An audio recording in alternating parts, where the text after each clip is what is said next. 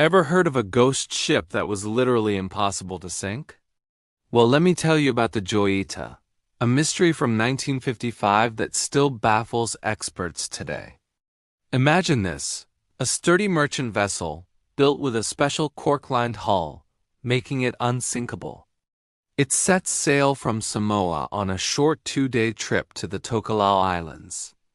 On board are 25 people, crew and passengers, including a government official, 2 children, and a doctor. But the Joyita never arrives. A massive search and rescue operation is launched, the largest in the South Pacific at the time. For weeks, planes and ships scour the ocean, but find nothing. It's as if the ship and everyone on board simply vanished into thin air. Then, 5 weeks later, a startling discovery is made.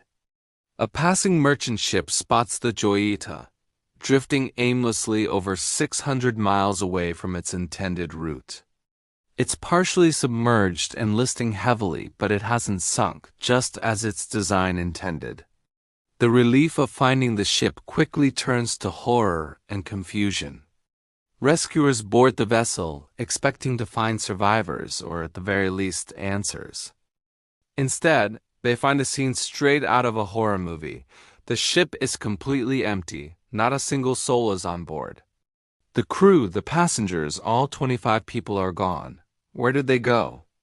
What could have possibly happened on this unsinkable ship that made everyone abandon it in the middle of the vast Pacific Ocean? The first thing the boarding party noticed was the eerie silence, broken only by the sound of waves lapping against the hull. The ship was a mess, with cargo and personal belongings strewn about. 4 tons of cargo, including medical supplies, timber, and food, were missing. But the most valuable personal items of the crew were left behind. Wallets, documents, even cash were found in the cabins. This wasn't a simple robbery. Something far more terrifying had unfolded. One of the first major clues they discovered was in the radio room. The radio was tuned to the International Marine Distress Frequency, 2182 kHz. This meant someone had tried to call for help. They had been in trouble and were desperately trying to signal their position. But here's the chilling part. The radio was working perfectly, except for one small detail. A wire leading from the radio to the aerial had a tiny break in it, covered in green corrosion. This seemingly minor flaw was catastrophic. It meant that while the crew could transmit a signal, its range would have been reduced to just 2 miles. They were screaming for help into a void, their calls reaching no one. They must have felt so utterly alone, thinking no one was listening, when in reality, their cries for help were just falling short. So, what kind of emergency would prompt a distress call? The ship was damaged, that was clear. The port side engine was covered by mattresses, and the other engine's clutch was broken. It seems the crew had been trying to jury-rig a solution to a mechanical problem. But the damage wasn't severe enough to sink the vessel. The Joyita was built to be a survivor, so why the panic? The evidence points to a terrifying sequence of events. Investigators believe a pipe in the engine room's cooling system broke, flooding the lower decks. With only one engine working, the ship would have been slow and difficult to control, wallowing in the waves. The crew, hearing the water rushing in and seeing the ship start to list, likely thought the worst. They probably believed the unsinkable ship was, in fact, sinking beneath their feet. This brings us to the second and perhaps most gruesome part of the mystery, the medical enigma. In the ship's main cabin, rescuers stumbled upon a scene that suggested a desperate medical emergency. A doctor's bag was found lying open on the floor. Spilling out from it were surgical tools, a scalpel, stethoscopes, and several rolls of bandages. And scattered around the bag were blood-soaked bandages. The blood type was analyzed, but it didn't provide any clear answers.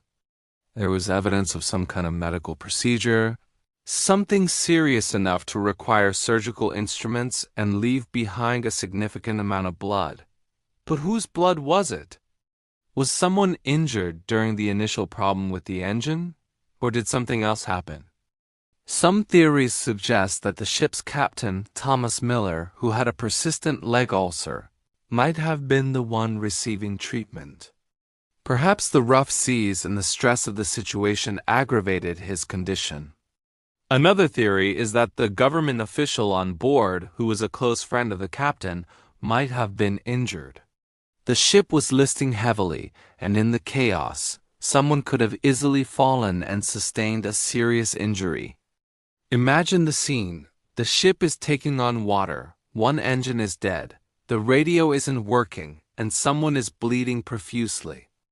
The doctor on board is desperately trying to save a life in the middle of a pitching, rolling cabin. The panic must have been unbearable. This medical crisis, happening at the same time as the mechanical failure, could have been the tipping point. The crew and passengers, already terrified that the ship was sinking, now had to deal with a life-or-death medical situation. This combination of disasters could have pushed them to make a fateful decision. But even with all this, the most disturbing question remains. Where are the bodies? There was blood, but no victim. Not on the Joyita, and not found anywhere else. Now for the third key clue, one that adds a layer of almost supernatural eeriness to the whole story. All of the clocks on the ship, the captain's clock, the navigator's clock, all of them were stopped at exactly the same time, 10:25. Not 10:24, not 10:26, but precisely 10:25. These were electric clocks powered by the ship's generator. For them all to stop at the same time, it means the power on the ship cut out at that exact moment. This suggests that the flooding in the engine room finally reached the generator, plunging the entire ship into darkness. Think about that for a second. It's 10:25 at night. You're on a crippled ship in the middle of the Pacific. Water is flooding the lower decks. The radio is useless. Someone is seriously injured and bleeding, and then suddenly everything goes black. The lights go out, the engines die completely, and the ship is left powerless, drifting in the dark at the mercy of the ocean. The psychological impact of that moment would have been immense. This was likely the final straw, the point of no return. This is where the last piece of the puzzle comes in, and it's the most baffling one of all. The Joyita was equipped with 3 life rafts and a small dinghy. When rescuers found the ship, all of them were gone. In their moment of ultimate panic, plunged into darkness and believing the ship was about to sink, the 25 souls on board made the decision to abandon their unsinkable vessel. They piled into the flimsy life rafts and set off into the vast dark ocean. It was a desperate gamble and a fatal one. The Joyita, despite its damage, stayed afloat. It was safe. The life rafts, on the other hand, offered little protection from the elements. They were never seen again. The passengers and crew were likely lost to the sea, victims of exposure, dehydration, or capsizing in the rough waters. Over the years, many theories have been proposed to explain what happened. Some are plausible, others are wild. One popular theory suggests pirates or modern-day mutineers attacked the ship. The missing cargo could support this idea. Perhaps the attackers forced everyone into the life rafts. Another, more extreme theory points to a dispute over an inheritance between the captain and the government official, leading to a violent struggle.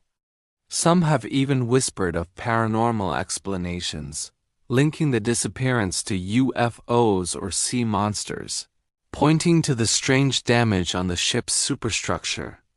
One of the strangest pieces of evidence came from a man who claimed his friend found a sextant box washed ashore on an island, with the name Joyita carved into it.